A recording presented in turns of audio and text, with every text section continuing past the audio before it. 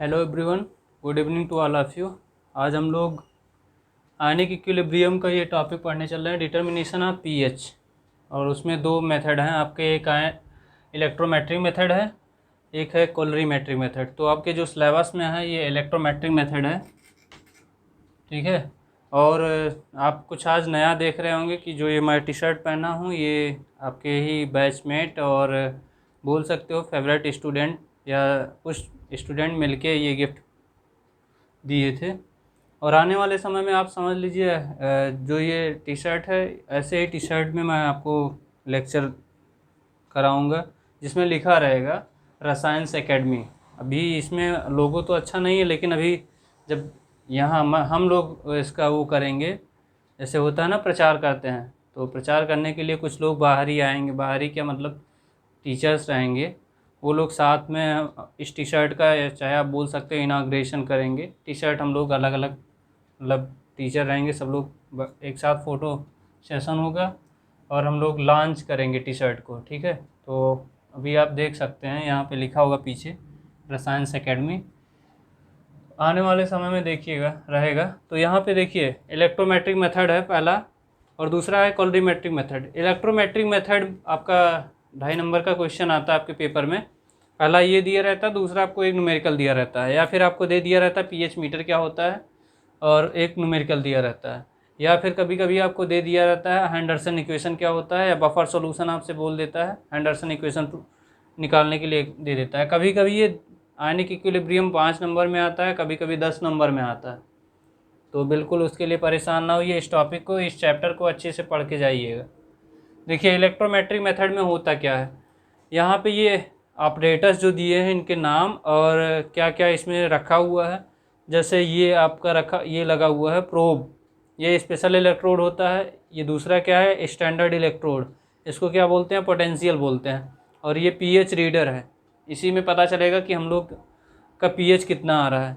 और जो इसमें सॉल्यूशन भरा हुआ है ये टेस्ट सॉल्यूशन है। जैसे मान लीजिए आप किसी चीज़ का सॉल्यूशन ले रहे हैं, नींबू का सॉल्यूशन हो या फिर आप चीनी का सॉल्यूशन है, किसी भी चीज़ का रहेगा उसका सॉल्यूशन का टेस्ट किसका होगा वो रहेगा। और ये रेफरेंस सॉल्यूशन है, इसके अंदर ये प्रोब ग्लास मेम्ब्रेन है, ग्लास मेम्ब्रेन के अंदर रखा हुआ है, रेफरेंस सॉल्यूशन बोलते हैं। ये डाइल्यूट HCl इसमें रखा हुआ है। तो इसमें हम लोग क्या करते हैं, कनेक्ट कर देते हैं। कनेक्ट करने के बाद ये जो आपका वोल्टामीटर इसको बोलते हैं, वोल्टामीटर में ये रीडिंग दिखाता है कि आपकी जो सॉल्यूशन था उस सॉल्यूशन का क्या है, पीएच क्या कितना होगा ये बताता है इसमें। तो उसी को हमने यहाँ पे लिख के दिया है। Apparatus is called pH meter. इस ऑपरेटस, पूरे ऑपरेटस को पीएच मीटर बोलते हैं। और ये पीएच रीडर है, ठीक है, ये इतना आपका पीएच रीडर है। Consist of voltameter connected to electrode. ये जो दोनों इलेक्ट्रोड हैं, एक स्टैंडर्ड इलेक्ट्रोड है, एक प्रोब है, स्पेशल इलेक्ट्रोड बोला जाता है प्रोब। दोनों को क्या किए हमने, कनेक्ट किया है, इससे वोल्टामीटर से कनेक्ट किया है। फिर उसके बाद पहले वाले को स्टैंडर्ड इलेक्ट्रोड बोलते हैं, इसको स्टैंडर्ड इलेक्ट्रोड को और किस नाम से जाना जाता है, पोटेंशियल से। दूसरा क्या है, special electrode known as probe. Probe को किस नाम से जाना जाता है, स्पेशल इलेक्ट्रोड के नाम से। फिर प्रोब किस चीज़ में रखा हुआ है, ठीक है, probe enclose in a glass membrane that allow the migration of H+ ion. ये आप बोल सकते हो contain reference solution of dilute HCl। Dilute HCl इसमें रखा हुआ है। फिर उसके बाद प्रोसीजर क्या है, प्रोसीजर है the two electrode are dipped in the solution. दोनों इलेक्ट्रोड को हमने सॉल्यूशन में डिप कर दिया है, जो कि टू बी टेस्टेड, टेस्ट करने के लिए। If solution of pH differ from probe solution, जो सॉल्यूशन इसका सॉल्यूशन है, इसका पीएच इस वाले प्रोब वाले सॉल्यूशन के पीएच से डिफरेंट है, तो electrode potential, electrical potential result आपको फाइंड होगा या प्राप्त होगा। This potential is recorded inbuilt potential meter. जो ये पोटेंशियल रिकॉर्ड होगा ये इनबुल्ट पोटेंशियल मीटर इसको बोलते हैं, पोटेंशियोमीटर बोलते हैं, उसमें रिकॉर्ड होगा। Potential reading is automatically converted. जो पोटेंशियल रीडिंग होगी वो क्या होगा, ऑटोमेटिक आप बोल सकते हो। ऑटोमेटिकली का मतलब ये नहीं जो ऑटो जाती है उसमें कोई टकली बैठी हो, ठीक है, ऑटोमेटिकली या अपने आप हो सकता है, ठीक है, अपने आप यहाँ क्या हो जाएगा, रीडिंग आपको पता चल जाएगा। Converted electrically to a direct reading of pH.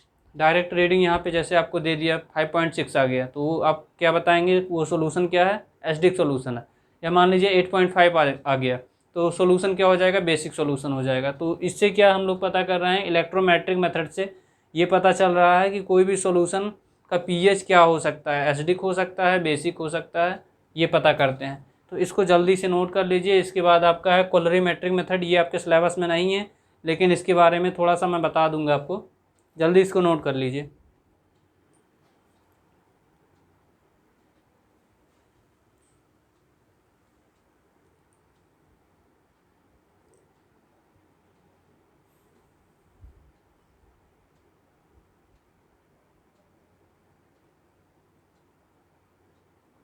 Note हो गया बेटा?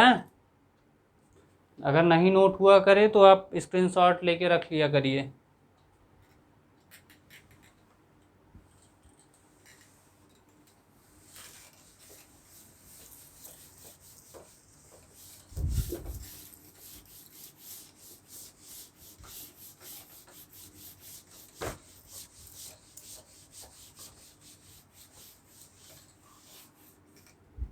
इसके बाद है कोलरीमेट्री method.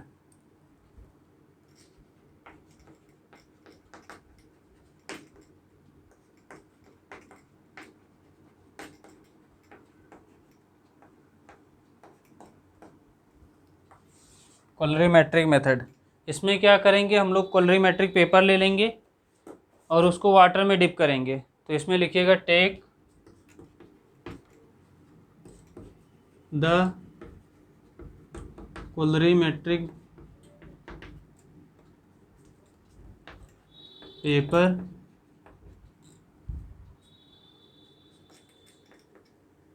dipped in water sample, dipped in water sample, obtained color is computed, obtained color is computed, obtained color is computed from the standard table,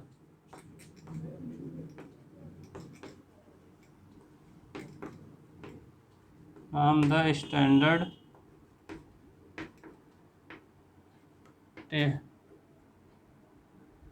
from the standard table। ठीक है, तो obtained colour क्या हो जाएगा, प्राप्त हो जाएगा, standard table आपको दिया रहेगा, जैसे उसमें कलर दिया रहेगा आपको। ठीक है, ये कलर दिया है, red colour, white colour, blue colour, जो भी आपका आता रहेगा, उसका जो पेपर का कलर चेंज होगा, तो उस कलर के हिसाब से आप क्या बताएंगे कि ये कलर आपका क्या है, एसिडिक है या ये जो आपका आएगा पीएच आएगा वो आपका क्या आएगा, एसिडिक आएगा कि बेसिक आएगा। इसी में आगे थोड़ा सा और लिखिए, respective pH value recorded, respective pH value recorded. ठीक है, फिर उसके बाद हम लोग लिखेंगे next point, the pH value indicate whether the pH value indicate whether sample is acidic or alkaline.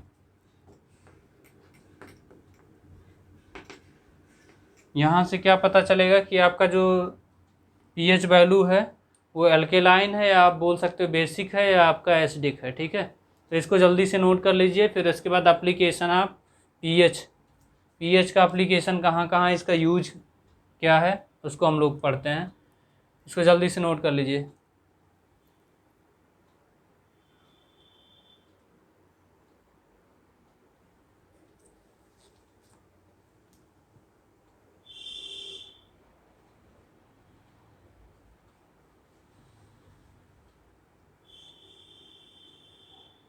हो गया बेटा?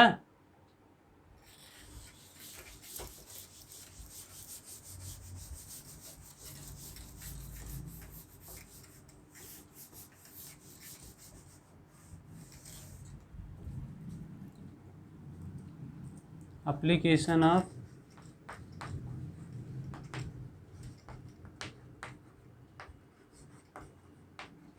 PH meter. पीएच मीटर का एप्लीकेशन क्या क्या है, इसमें लिखेंगे most product required a specific pH, most product required a specific pH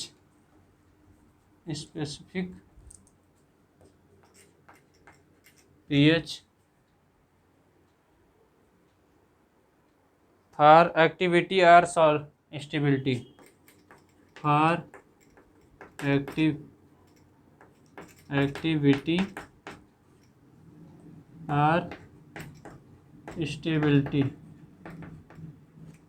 activity or stability,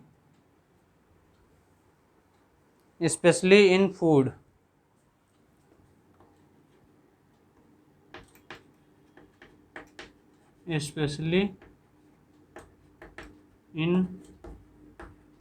industry, food and beverage, पेय पदार्थ, beverage इंडस्ट्री,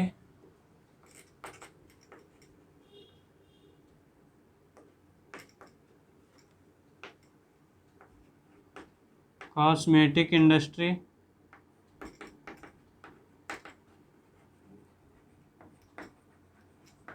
जो आपका कॉस्मेटिक होता है, जितने भी आपके जो क्रीम वगैरह लड़कियां लगाती हैं ना कि गोरा होने वाला, गोरा कैसे बने, ये सब आप यूट्यूब पे सर्च करेंगे बहुत ढेर सारा आने लगता है।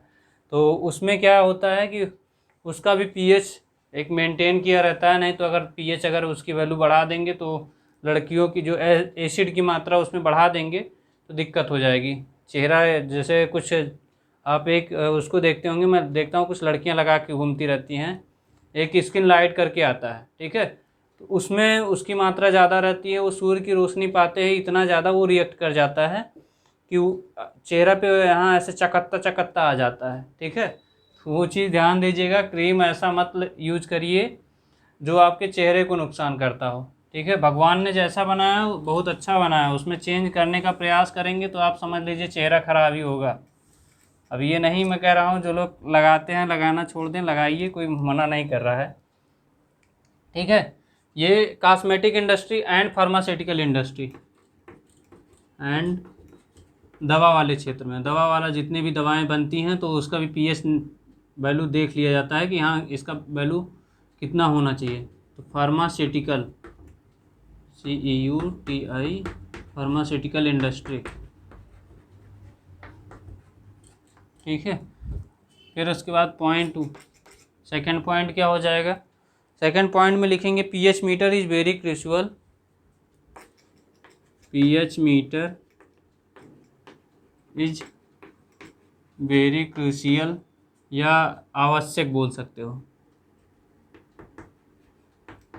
इन एग्रीकल्चर,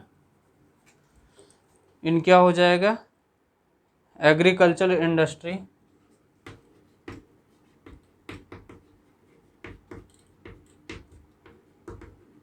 एग्रीकल्चर इंडस्ट्री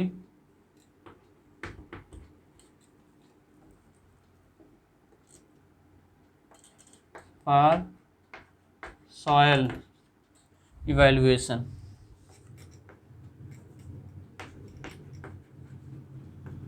और सॉयल इवैल्यूएशन, ठीक है। नेक्स्ट पॉइंट क्या है, नेक्स्ट पॉइंट लिखिएगा major crops require alkaline environment, major ढेर सारी और बहुत ऐसी फसलें हैं जिनको एल्केलाइन मीडियम की ज़रूरत पड़ती है। Major crops required alkaline environment, hence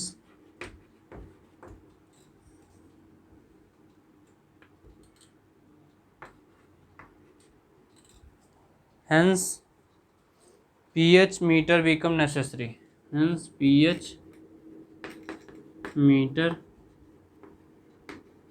become necessary. Next point है, it is used in food industry specially,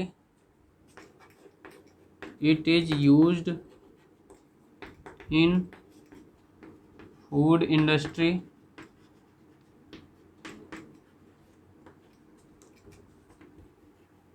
especially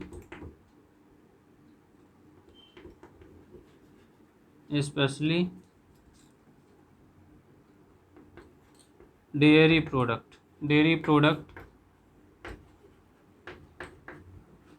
like चीज, पनीर, मुंह में पानी आया, चीज, कर्ड्स, दही,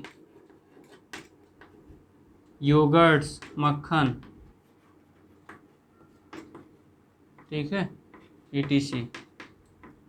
नेक्स्ट पॉइंट क्या हो जाएगा,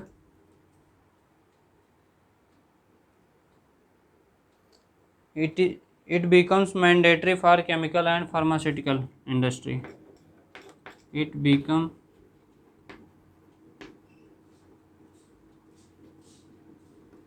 mandatory for chemical and pharmaceutical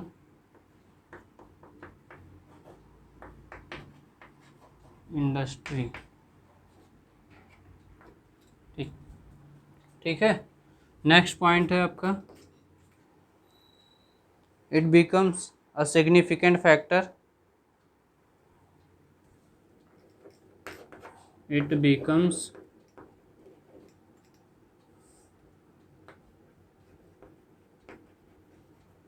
a significant factor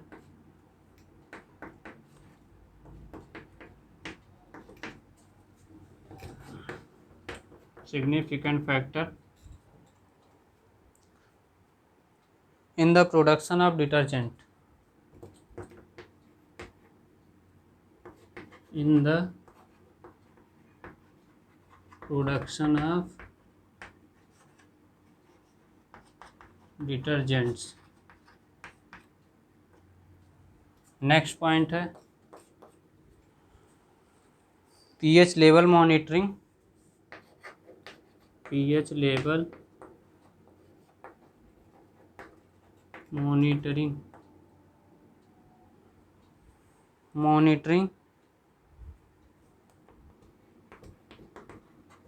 pH level monitoring is essential in water, is essential in water, is essential in water treatment plants, water treatment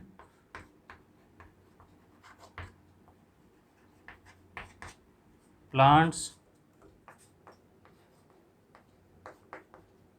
and RO water purification, RO reverse osmosis water purification,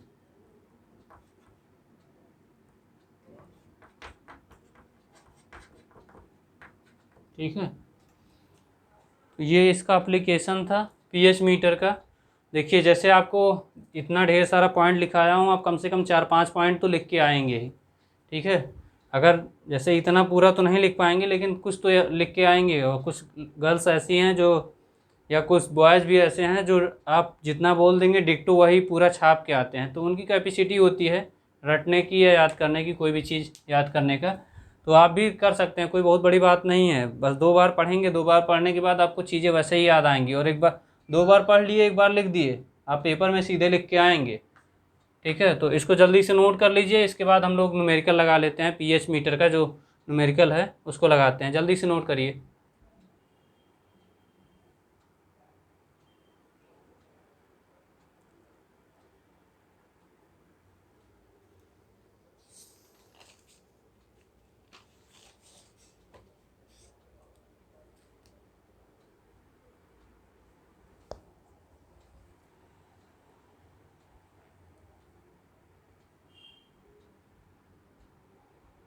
note हो गया?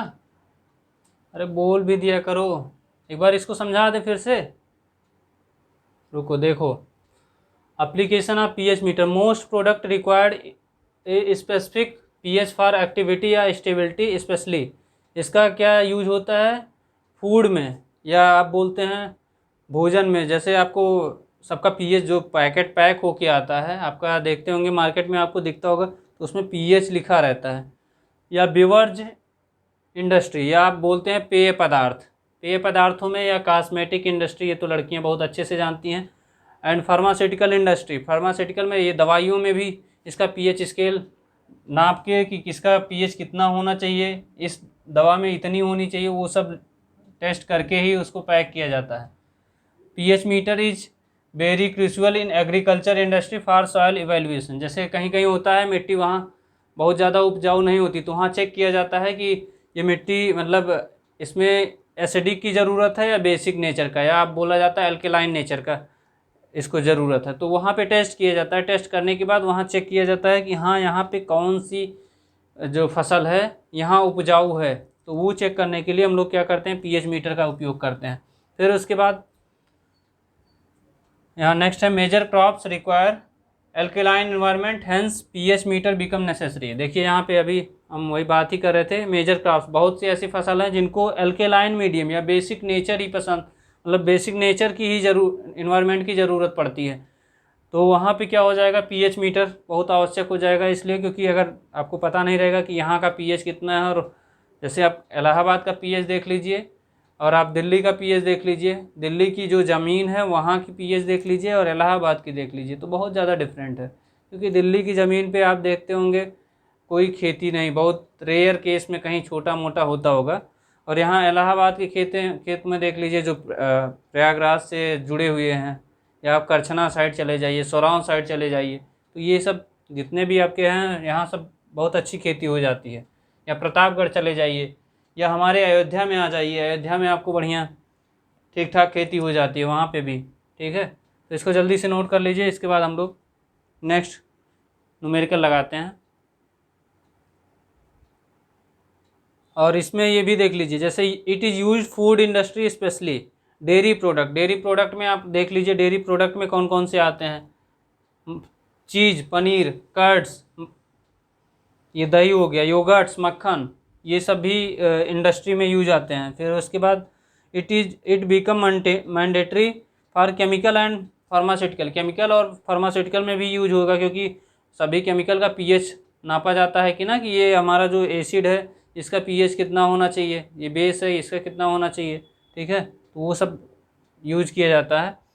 Next है it become significant factor in production of detergent. जो आप साबुन वगैरह देखते हैं ना, साबुन हो गया, सर्फ हो गया, जो आपको बनता है उसका भी चेक किया जाता है कि पीएच इसका कितना होना चाहिए। अगर इससे ज़्यादा हो जाएगा तो वो कपड़े को नुकसान करेगा, जो आप कपड़ा धुलते हैं उसमें नुकसान करेगा। तो आप देखते होंगे कुछ ऐसे मतलब आ जाते हैं डिटर्जेंट, जैसे आप कपड़ा धुलते हैं तो वहाँ दाग दाग दाग लग जाता है, या वाइट वाइट कलर का कुछ उस पर, जैसे दूसरा कलर जैसे ब्लैक कलर है तो इस पर कहीं कहीं आप देखेंगे वाइट वाइट पड़ जाता है। ठीक है, तो वो उसी का कारण है, उसी पीएच की वजह से, कि पीएच उसमें मेंटेन नहीं किया होगा, जितना उसको ज़रूरत थी उससे ज़्यादा हो गया होगा, तो इसीलिए उसमें दिक्कत आती है। लास्ट है आपका pH level monitoring is essential in water treatment.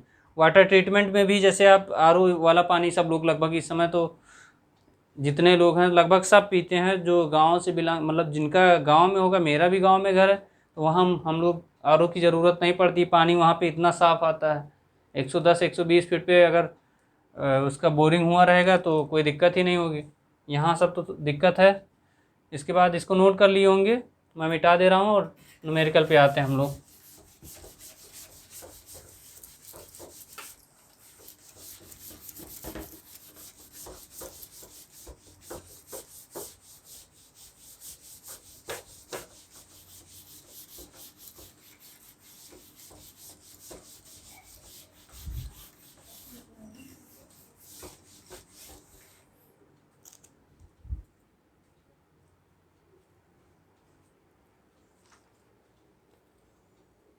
देखिए पहला क्वेश्चन है, क्वेश्चन दिया हुआ है आपके पेपर में आया है, कैलकुलेट द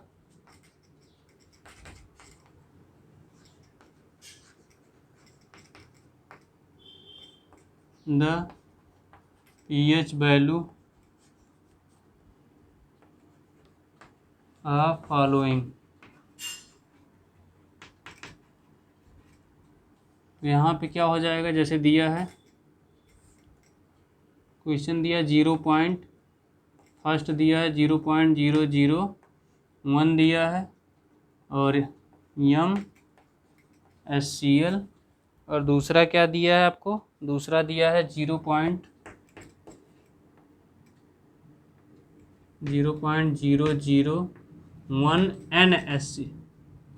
NaOH, ये दिया हुआ है। ठीक है, तो इसमें क्या करना है, यहाँ n दिया है तो इसमें n का मतलब इसको चेंज करना है मोलरिटी में।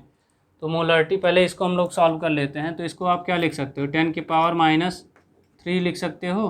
तो pH equals to minus of log H plus, तो ये pH इक्वल्स टू क्या हो जाएगा, minus of log 10⁻³ pH equals to minus minus minus, ये क्या हो जाएगा प्लस 3 log 10, ये क्या आ जाएगा 3, pH इक्वल्स टू ये क्या आ गया 3 आ गया।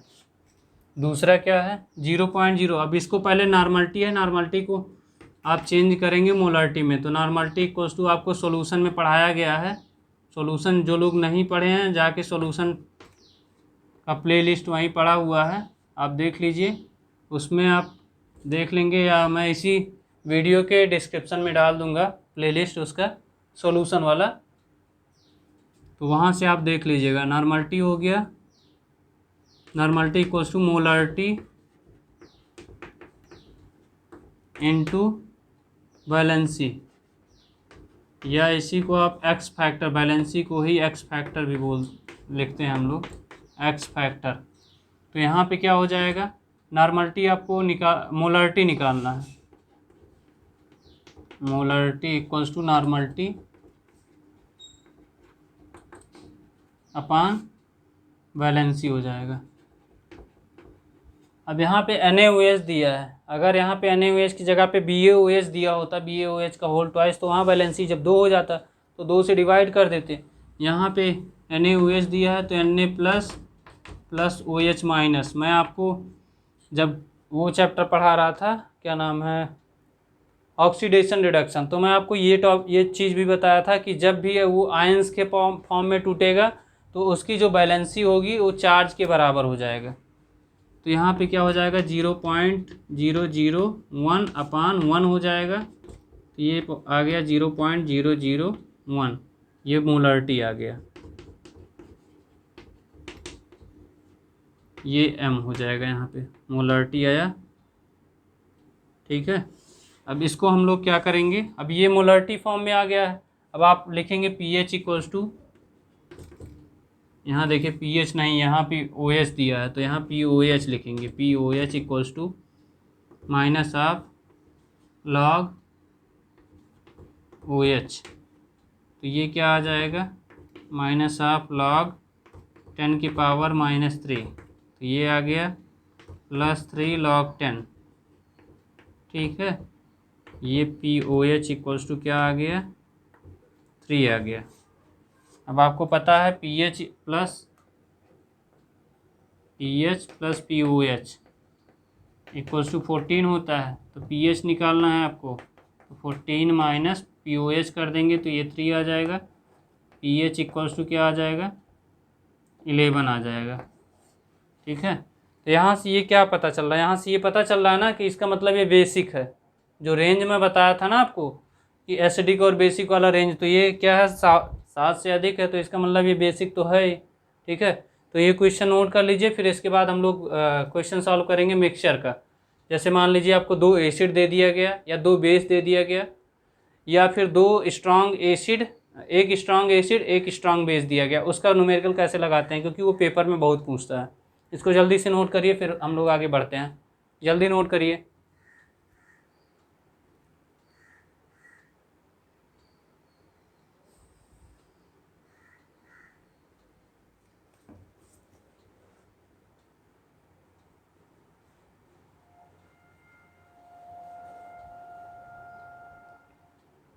नोट हुआ, बोलिए।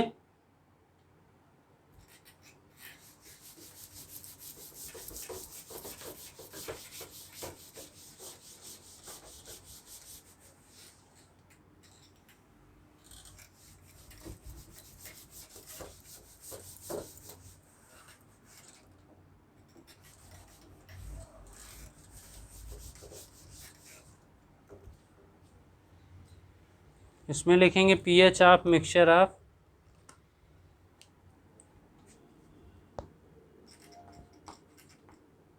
ये स्टार लगा के केस करके लिख लीजिए, pH of mixture of 2 strong acid and 2 strong base. उसके लिए क्या हो जाएगा, H plus equals to M1B1NF1 plus M2B2NF2 upon V1 plus V2।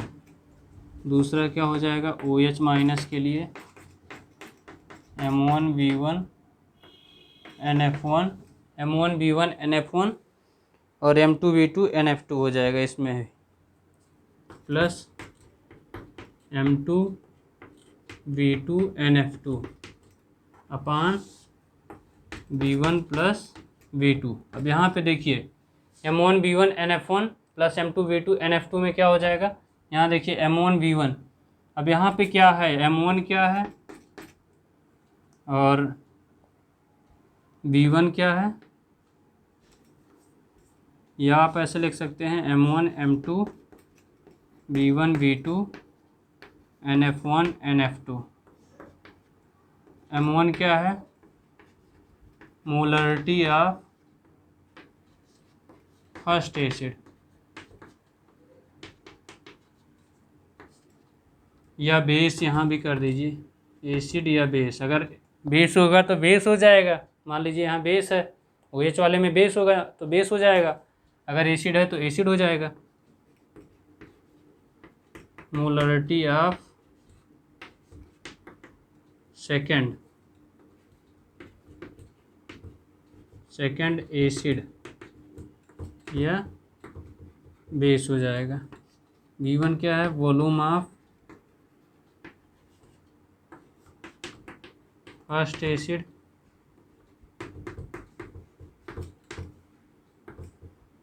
या बेस, ये क्या हो जाएगा, वॉल्यूम ऑफ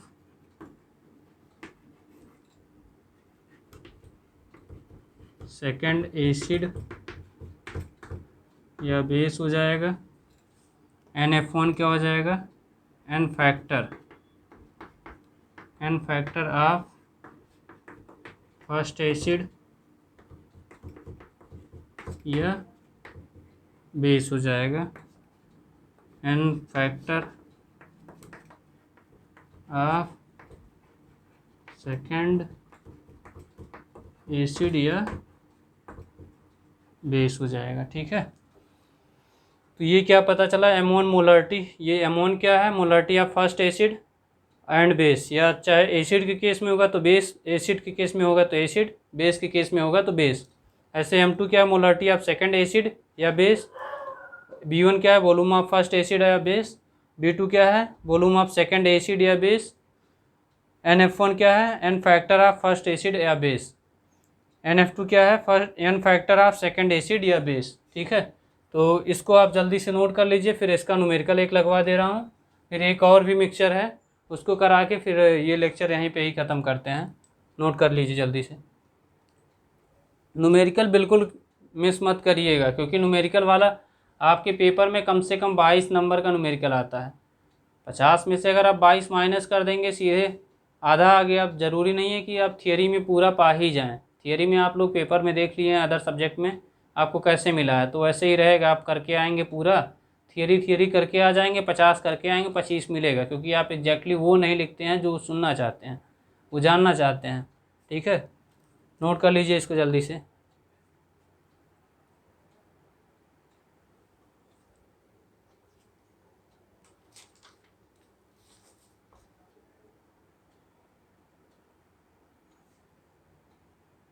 हो गया,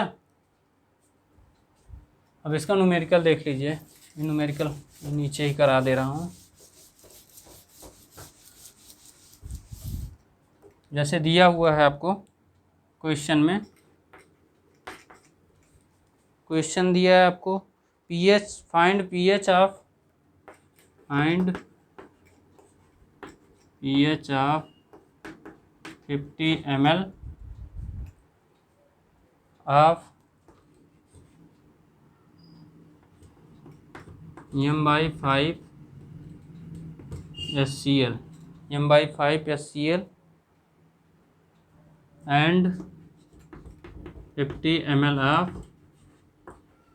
m/10 H2SO4।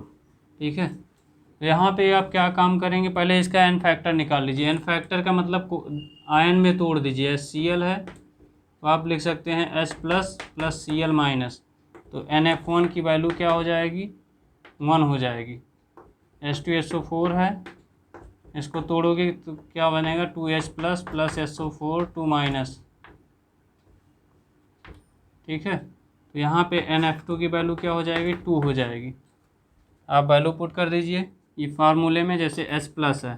ठीक है, क्योंकि यहाँ पे आप देखिए ये दोनों एसिड है, अगर दोनों बेस होते तो बेस केस में, बेस वाले केस में दूसरा करते, ये वाला फार्मूला लगाते।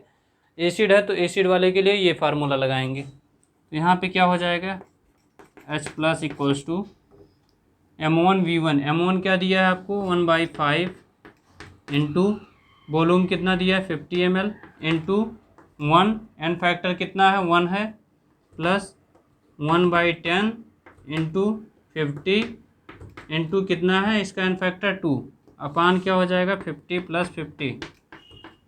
ठीक है, 5 1 जा 5, 5 10 जा 50, 10 1 जा 10, 10 5 जा 50, 5 2 जा 10, 10 10 प्लस 10 20, 20 अपान 100। तो ये क्या हो जाएगा 1/5 आ जाएगा। ये आया H प्लस। ठीक है, pH इक्वल्स टू क्या हो जाएगा, minus of log H plus. तो ये क्या आ गया, minus of log H plus की जगह पे आप क्या लिखेंगे 1/5 माइनस ऑफ लॉग 1/5 लिखा है तो इसको ऊपर ले जाओगी प्लस हो जाएगा, plus 5। pH equals to log 5 की वैल्यू होती है 0.6989, 0.6989, या इसी को आप लिख सकते हो लगभग 0.7 के बराबर हो जाएगा। ठीक है, ये बस पहचानने, देखिए एन फैक्टर लोग गड़बड़ कर देते हैं एन फैक्टर निकालने में। तो यहाँ पे देखिएगा, यहाँ एक ही H प्लस है तो एक प्लस मत समझ लीजिएगा कि एक ही है, यहाँ पे 2 मल्टीप्लाई भी है, स्टाइकोमेट्रिक कोफिशिएंट यहाँ 2 लगा है तो यहाँ पे 2 हो जाएगा। 2H प्लस है तो इसका मतलब एन फैक्टर क्या है, NF2 क्या है, 2 है। ठीक है, इसको नोट कर लीजिए। इसके बाद नेक्स्ट क्वेश्चन करते हैं। एक अभी जैसे ये 2 स्ट्रॉन्ग एसिड का था और 2 स्ट्रॉन्ग बेस का, अगर हम लोग क्या कर लें, एक एसिड, एक स्ट्रॉन्ग एसिड ले लें, एक स्ट्रॉन्ग बेस ले लें, तब के केस में क्या हो जाएगा, फार्मूला चेंज हो जाएगा। इसको जल्दी से नोट करिए फिर उसको भी बताते हैं।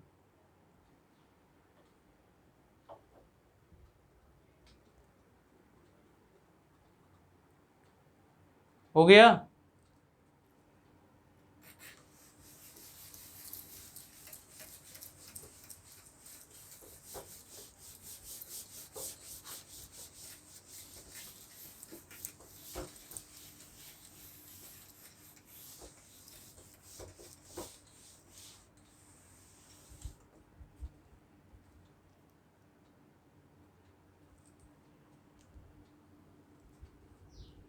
यहाँ पे ऐसे जैसे दे दिया, if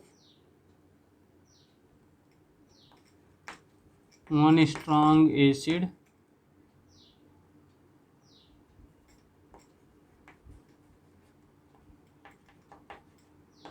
and one strong base,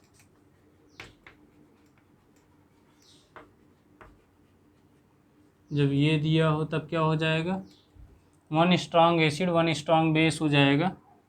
तब के केस में क्या हो जाएगा, H प्लस या OH minus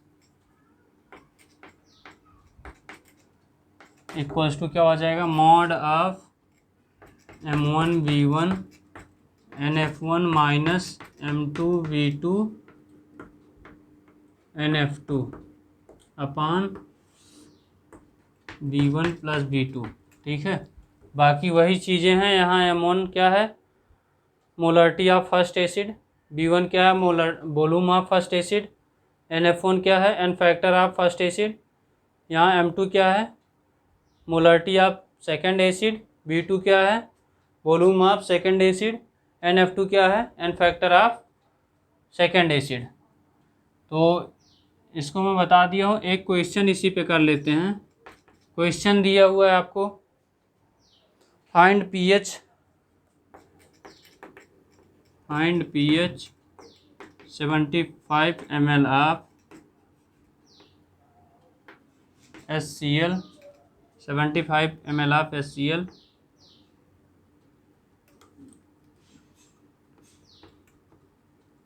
75 ml of M/2, ठीक है, M/2 BaOH का whole twice, barium hydroxide, and 25 ml of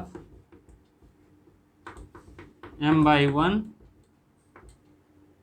HCl, ठीक है। तो इसमें pH निकालना है। तो इस वाले के देखिए, एक बेस है, ये स्ट्रांग बेस है, ये आपका स्ट्रांग एसिड है। अब ये चीज़ अगर आपको नहीं पता है कि BaOH का होल ट्वाइस ये आपका स्ट्रांग बेस है, तो आप इसके पहले वाले लेक्चर में जाके देख लीजिए, वहाँ पे मैं इसको कराया हूँ कि ये आपका कैसे स्ट्रांग बेस है, ठीक है। यहाँ पे क्या करेंगे, अभी जैसे हम लोग डिसाइड नहीं कर पाएंगे, ये इस वाले क्वेश्चन में क्या करना है, इसमें आपको देखना है कि M1 B1 NF1 की वैल्यू और M2 B2 NF2 की वैल्यू जिसकी ज़्यादा होगी उसका हम लोग निकालेंगे H+ या OH-।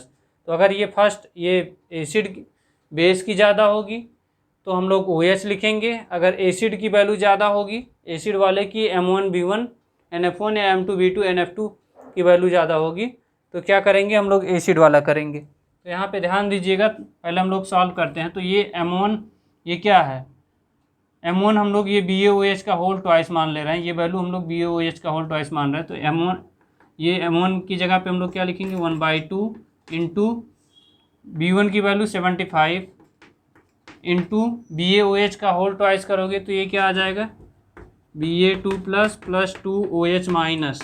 तो यहाँ पे NF1 की वैल्यू क्या हो गई, 2 हो गई। और HCl के केस में क्या हो जाएगा, H+ प्लस Cl माइनस।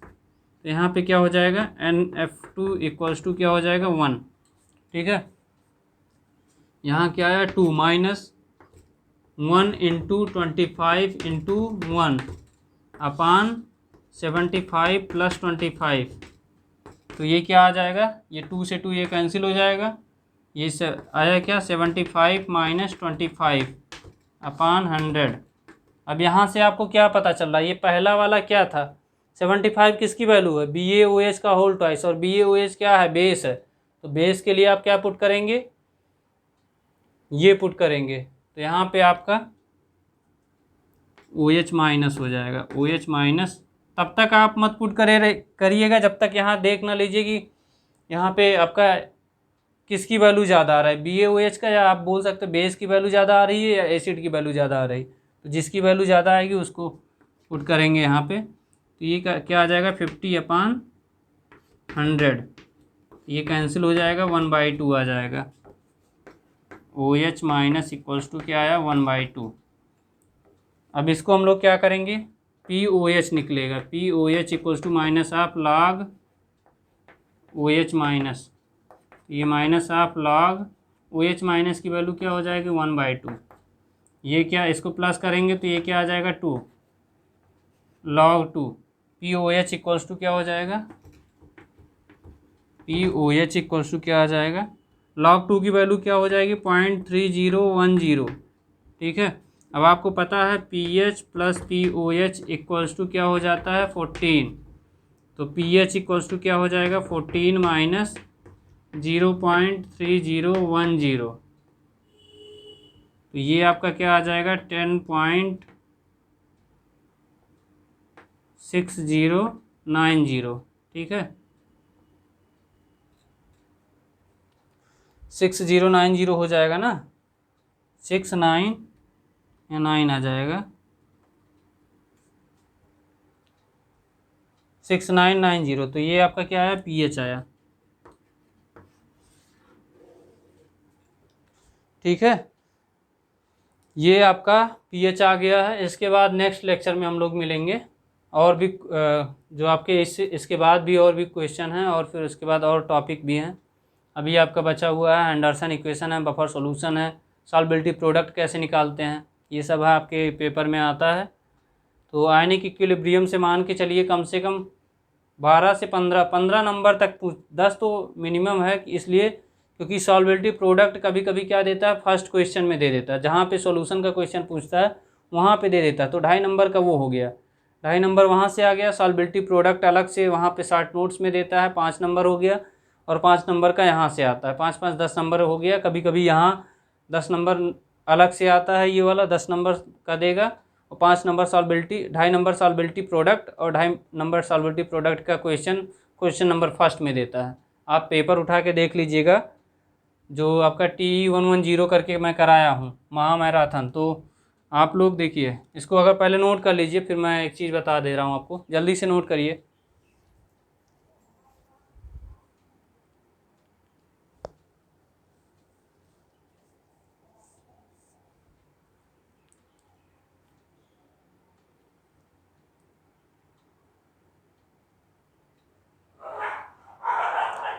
हो गया? देखिए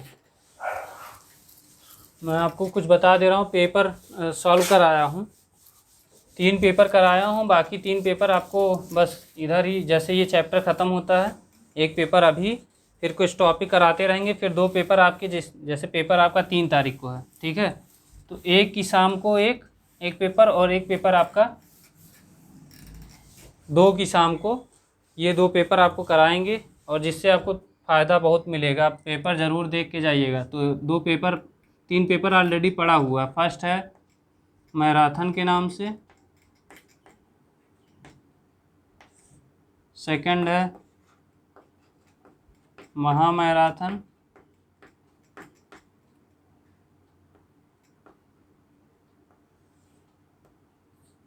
और थर्ड है आपका फायर मोमेंट, ठीक है। तो ये फायर मोमेंट, ये 3 पेपर आपको मिल जाएंगे, और इसका पेपर उसी के डिस्क्रिप्शन बॉक्स में है, ठीक है। आप लोग डिस्क्रिप्शन बॉक्स में जाएंगे, वहाँ पे डिस्क्रिप्शन के पहले ये जैसे जहाँ पे लिखा रहता है कि मतलब टॉपिक का नाम लिखा रहता है, वहीं पे ये ऐसे चिन्ह बना रहता है, ठीक है। तो उसी पे क्लिक कर दोगे, या टॉपिक पे जो वहाँ जैसे मान लो लिखा गया आयनिक इक्विलिब्रियम, और टॉपिक का नाम लिख दिया गया, उसी पे क्लिक कर दोगे तो डिस्क्रिप्शन वाला नीचे खुलेगा, यहाँ मोर लिखा रहेगा, ठीक है। मोर पे क्लिक कर दोगे तो वो, और नीचे जो जैसे ढेर सारी चीज़ें अगर उसमें लिखा रहता है तो वो मोर करके दे देता है, छोटा ही पार्ट दिखाता है, तो मोर पे क्लिक करेंगे नीचे और आपको चीज़ें मिल जाएंगी। तो ये पेपर ज़रूर सॉल्व करके जाइएगा, ये तो करके जाइएगा ही, और बाकी 3 पेपर और आपको सॉल्व करा दूंगा। यहाँ से ये 3 करने के बाद आपको कॉन्फिडेंस आ जाएगा कि कहीं से भी न्यूमेरिकल आ जाए, आप आराम से करके जाएंगे। और अभी इसके बाद 3 पेपर और करा दूंगा, एक आपको 2-3 दिन के अंदर ही, जैसे ये टॉपिक ख़त्म, ये चैप्टर ख़त्म होता है, उसके बाद तुरंत आपको करा दूंगा। फिर उसके बाद आपको एक तारीख को कराऊंगा, 1/8/22, और एक आपको कराऊंगा 2/8/22, और एक अभी इधर ही 24-25 तारीख में, मान लो 25 को लिख दिया हूँ, तो 25 को हो सकता है 25/7/22 को, तो ये पेपर सॉल्व कराऊंगा, ठीक है, ठीक है। तो ये पेपर सॉल्व कराएंगे इस डेट में, आप ज़रूर रहिएगा। और 8 बजे 8 PM पे ही, जब भी आपका पेपर सॉल्व होगा 8 PM पे ही होगा, इवनिंग में, ठीक है। ठीक है, अगर वीडियो अच्छा लगा हो तो वीडियो को लाइक कर दीजिए, और जो लोग चैनल पे नए आए हैं चैनल को सब्सक्राइब कर दीजिए। और आप लोग धीरे धीरे पढ़ते रहिए, मेहनत करते रहिए, एग्ज़ाम आपके पास में आ गया है, ठीक है। तो मेहनत करते रहिए। ऑल दी बेस्ट सभी लोगों को, ढेर सारी शुभकामनाएं। आप अच्छा मार्क्स लेके आइए, और जल्दी सब लोग प्लेसमेंट लीजिए, ठीक है। Thank you.